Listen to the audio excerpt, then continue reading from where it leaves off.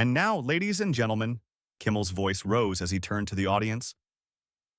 Our guest tonight is a man whose roles have become legendary, an actor who defined an entire era of cinema. Please welcome Al Pacino. The studio erupted in applause as Al Pacino stepped onto the stage. His entrance was electrifying yet restrained. At 85, he moved with the dignity of a man who knew his place in history. His dark blazer, unbuttoned shirt, and light gray stubble created the image of someone who didn't chase trends but still radiated magnetism. His eyes, deep and piercing like those of Michael Corleone, scanned the audience, while a faint smile on his lips was warm but tinged with wariness. Pacino's team had insisted that the interview focus on his new charitable project, a foundation to support young actors from underprivileged backgrounds, and had strictly forbidden touching on personal or provocative topics. But something in Kimmel's behavior, perhaps his overly quick glance at the producer or the slight tapping of his fingers on the desk, suggested that those agreements might be broken. Pacino took a seat in the guest chair, and the audience erupted in applause once more. He nodded to the crowd, his charisma filling the space as if he were still on the set of The Godfather. Kimmel, leaning forward, started with light conversation, asking about the charitable project. Pacino responded with passion, his raspy, expressive voice conveying genuine dedication to the cause. "You know, Jimmy," Pacino said, gesturing with the same energy as in his greatest roles, "these young talents, they've got fire, but they often don't get a chance. My foundation is about giving them a stage, giving them a voice." The audience applauded, and Kimmel nodded, but his smile grew slightly strained. He leaned back in his chair, tapped his pen on the desk, and suddenly shifted his tone, as if shedding the mask of a friendly host. "Al, that's all great, really," Kimmel said, his voice sharper now, with a barely noticeable hint of sarcasm. "But tell me, do they still invite you to big events like the Oscars? Or has Hollywood, moved on to younger blood?" The question hung in the air like a bolt of lightning. The audience, which had just been clapping, fell silent. Camera operators exchanged quick glances, and in the control room behind the glass wall, a quiet panic erupted. The producer grabbed his headset, whispering urgently to assistants. Pacino narrowed his eyes, his fingers resting on the armrest tightening slightly. But he maintained his composure, his voice steady, though it carried a steely edge. "Jimmy," he began, his gaze piercing the host, "I don't chase invitations. The Oscars are great, but my career isn't about trophies. It's about the stories I've told and the people they've touched. Maybe you should rewatch Dog Day Afternoon to refresh your memory." The audience laughed, but it was a nervous laugh. Kimmel raised his eyebrows, as if accepting a challenge, and his smile widened, but it carried a provocative edge. He leaned closer, ignoring the mounting tension in the studio. "Oh, I love Dog Day Afternoon, Al," Kimmel replied, his tone overly sweet to be genuine. "But, all those roles of yours, gangsters, tough guys, machos, don't you think that image is a bit outdated? Tell me honestly, did you enjoy playing the tough guy? Or was that just Hollywood shoving a stereotype on you?" That was the second question, and it hit even harder. The audience gasped, some covering their mouths in shock. The operator filming Pacino's close-up nearly lost focus as the camera shook in his hands. In the control room, the producer was shouting into his headset, demanding Kimmel stick to the script. But Kimmel showed no signs of stopping. His eyes gleamed, as if he were relishing the reaction. Pacino leaned back in his chair, his face impassive, but a storm flashed in his eyes. He took a slow breath, as if gathering strength, and when he spoke, his voice was quiet but piercing, like Tony Montana's whisper before an explosion. "Jimmy," he said, his words measured but weighty, "my roles aren't just tough guys. They're people with complex lives, with pain, with passion. You call that a stereotype? Maybe you haven't watched closely enough. Or," he paused, his gaze sharp as a blade, "maybe you just want me to look outdated." The studio erupted in applause, but it was laced with anxiety. The audience was on Pacino's side, but the tension in the room had become unbearable. Cameras hummed, operators scrambling to capture every gesture, every expression. Kimmel, however, didn't back down. He raised his hands, as if surrendering, but his smile betrayed that he was preparing for another blow.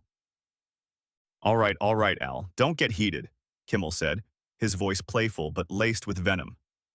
You're a legend, no one's arguing that. But, you know, you've been at the top for so long, playing these big heroes. Tell me, what's it like watching new stars take your place while you're, well, let's say, left in the shadows? That was the third question, and it cut like a knife to the heart. The audience froze, the air in the studio thick with tension.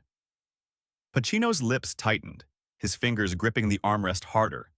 His eyes, once blazing in the frames of Scarface, now burning with anger.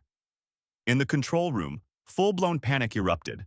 The producer waved his arms trying to signal Kimmel to stop, but the host merely brushed it off, as if reveling in the chaos he'd created.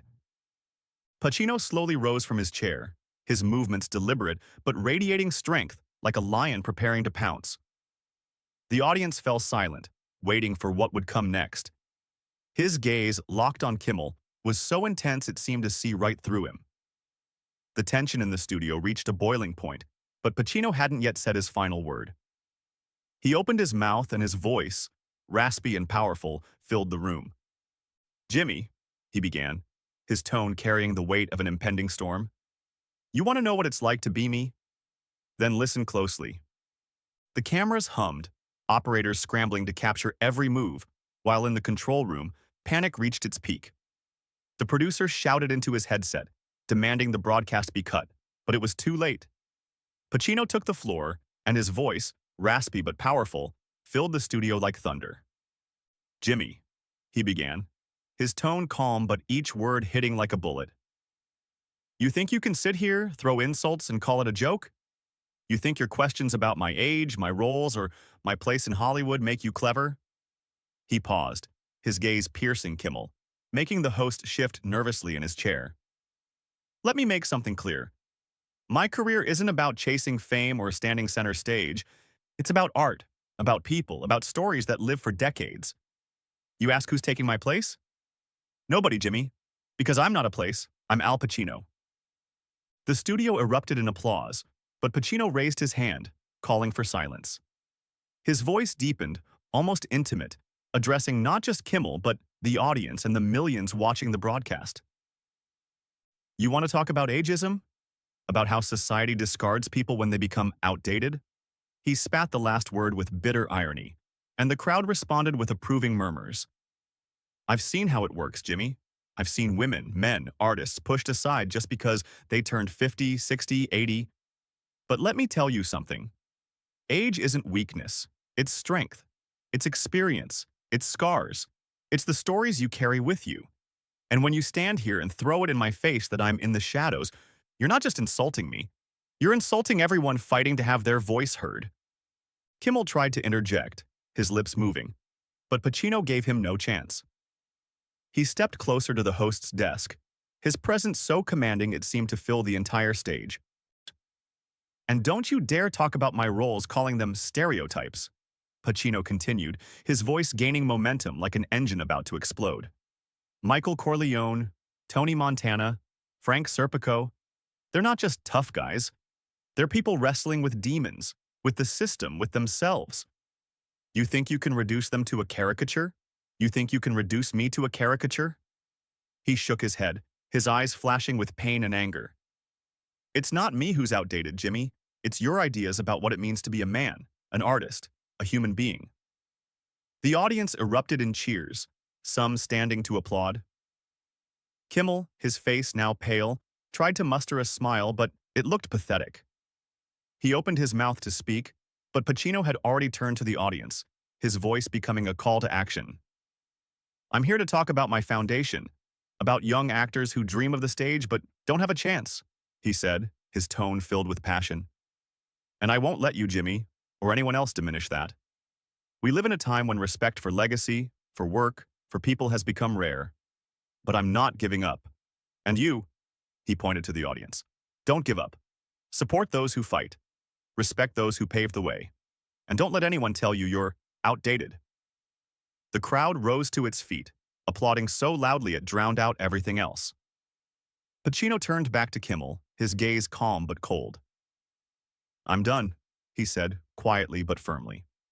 Then, without waiting for a response, he removed his microphone, placed it on the desk, and walked off the stage, his steps as confident as in the final scene of a great film.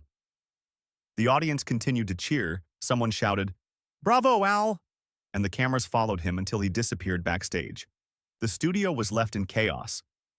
Kimmel sat at his desk, his face a mix of shock and discomfort. He tried to joke to diffuse the tension. Well, that was intense, wasn't it? But the audience responded with only a few nervous chuckles. In the control room, the producer was shouting, demanding a cut to commercial, and the broadcast abruptly ended. But the real explosion happened on social media. Within minutes, hashtags #Team Pacino and #Kimmel exposed flooded Gmail, X, and TikTok. Clips of Pacino's speech went viral, racking up millions of views. Users posted, "Al Pacino just destroyed Kimmel with one look," and "that was like a scene from The Godfather," while critics called his speech a masterclass in dignity. Pacino's foundation received a record number of donations in a single night, and his charitable project became headline news. For Jimmy Kimmel, the consequences were catastrophic. Jimmy Kimmel Live's ratings plummeted as viewers accused him of disrespect and provocation. Memes on X compared his face to the guy who thought he could challenge Tony Montana. Kimmel issued an apology the next day, calling his questions misjudged and stating he meant no offense, but it only added fuel to the fire. Some advertisers paused their partnerships, and critics in The Hollywood Reporter wrote that Kimmel had crossed a line that's not forgiven. Al Pacino, on the other hand, became a symbol of resilience and dignity. His speech sparked discussions about ageism and respect for legacy, and his foundation gained support from stars like Robert De Niro and Meryl Streep. In his rare comments, Pacino remained reserved, repeating, "I said what I had to say. Now it's time to work." The conflict on Jimmy Kimmel Live went down in history as the moment a legend not only defended his legacy, but reminded the world that true strength lies not in loud words but in the dignity with which you deliver them.